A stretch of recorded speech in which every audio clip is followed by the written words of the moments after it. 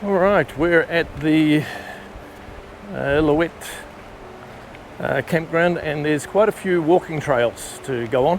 What campground? Illecillewaet? No. No? No. What's it called? Illecillewaet. Illecillewaet. Yes. Oh, well, I've been getting it wrong in all of my videos. It's excellent. Okay, well, we're at that campground. What campground? That campground. There's quite a few walking trails. And there's a little bit of history about the area as well. So we'll try and run through all of that as we're going along. We are on the way.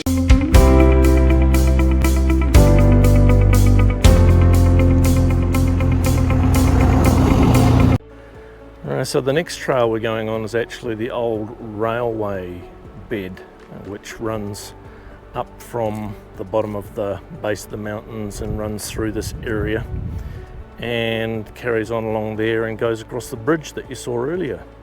Alright, so this trail is actually called 1885. And the reason it's called 1885 is of course the railway went through here in 1885 and the lodge was established in 1885. Now, I'm going to have to refer to my research assistant for this next piece because I'm going to get all my dates wrong. There was an avalanche that killed how many people? I think it was 58 Okay. in 1910. 1910. So an avalanche killed 58 people, and they were like workers on the railway, weren't they? Yeah, trying to clear the avalanche. Right, and so then they- go over them. Yeah, so they were clearing an avalanche and another avalanche came down and wiped them all out. Now, this made the railway think, well, we need to do something a bit better. So they actually drilled 2 tunnels through the base of the mountain, and this part of the railway was discontinued. And the railway was torn up and reused elsewhere.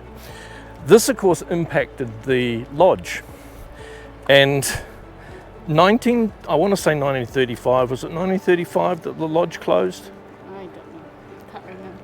But it I was, might get my dates wrong. yeah. So it was shortly after the railway closed that the lodge closed because basically they weren't getting the foot traffic that they needed to keep the place going.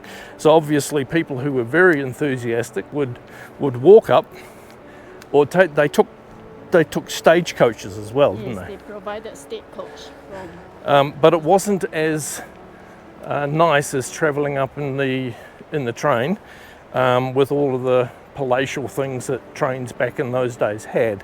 And so the clientele dropped to the point where it was no longer viable keeping the lodge there. And the lodge was dismantled and all of its furnishings and everything else went over to Lake Louise And another one. and another resort. And they're still there today. Now, of course, the 1885 trail, being an old railway bed, is very flat, very smooth, but we are steadily going downhill, and unfortunately it's not a loop, so we're going to have to walk back uphill afterwards, but it's not a bad gradient, it's actually pretty good. All right, so as we're walking along, the trail's getting smaller and smaller. The bushes on each side of the trail are getting taller and taller. There was a black bear sighted on the road yesterday, or today, which was just over there. So yeah, this might be another one of those videos that is posted posthumously on the internet. Right, so the trail had actually just turned into a normal ordinary trail now. The railway beds have completely disappeared. So we'll carry on a little bit further. But down there, you can see, maybe, or maybe not, is the new railway. And I'll see if I can get a better shot of it.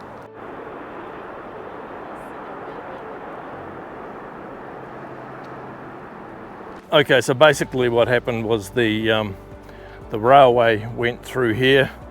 It was a cutting on both sides, and the central bit in here has filled up with water, so we've had to go round on the top of one of the cuttings to get through.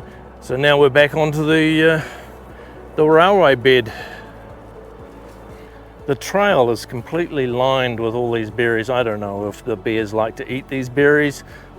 Knowing our luck, they do, which is, it is what it is, I guess. Okay, Jaynee and I have both come to the conclusion that this is a very, very nice walk. It's a lovely walk out in the middle of the forest. Nice and easy, except for the abject paranoia that we're going to get eaten by a bear at any moment from leaping out of the underbrush at us. Yeah, so lovely walk. All right, so we got to the bottom of the 1885 trail, and now we're starting the Loop Brook Trail. So it looks relatively easy. So yeah, we'll just see how that goes. All right, so behind me is an old, it's the remains of an old snow shed. So the train would come through here, and there would be a shed built, which would, if there was an avalanche, the avalanche would come down and spill over the top of the shed and not block the train line. But it's it's pretty much had it. So as you can see, where the track would normally be, which is through here, is completely covered in debris. Now that debris would have come down with any subsequent avalanches after the line was pulled up and moved elsewhere. Even the walking track has moved from there to across these rocks. As you can see, there's some old stairs leading into debris. Okay, so now directly above where the train, so the train ran through here, and directly above it, right here, and here, and further over here, is the avalanche areas. So the train comes down through here, runs around through the back here, and then heads over to the other side over there, and this is the big loop that it does to reduce the gradient. All right, so in front of us is the remains of the trestle bridge that crossed over this area for the train. And this is what it looked like before it was torn down. So this is one of the substructures which has fallen over, and then we've got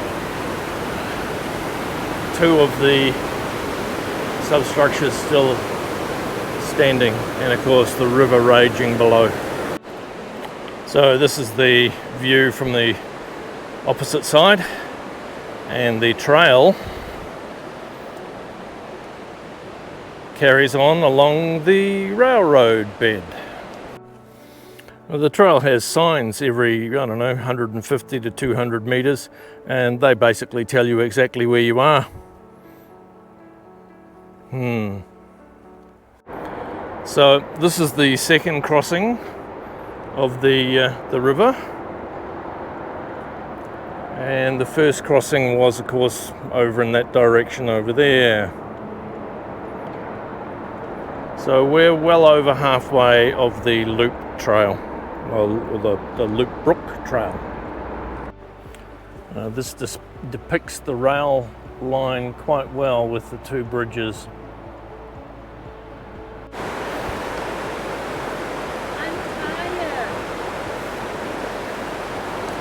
What's half of 11.6?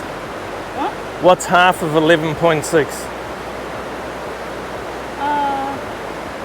5.8. That's how far you got to go. 5.8 kilometers.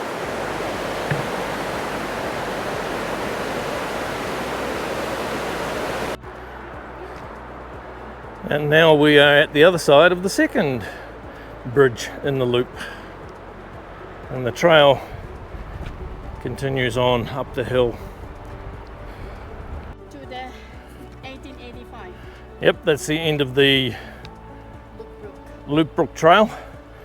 Now 4.2 kilometers back up, no, 4.6 kilometers back up to the campground on the 1885 trail. All right, we're on the last leg. We've got about 2 kilometers left to go. We're just walking up the valley now on the 1885 trail. We've been on 3 trails today, so guys, I hope you enjoyed the video. So long as we don't get eaten by a bear in the next, 1,000 meters or so, we should be fine. Thanks for watching, guys. See you next time. Watch out for the 3rd video in this series as Brent and Jaynee walk the Great Glacier Trail, which is part 3 of this day of hiking.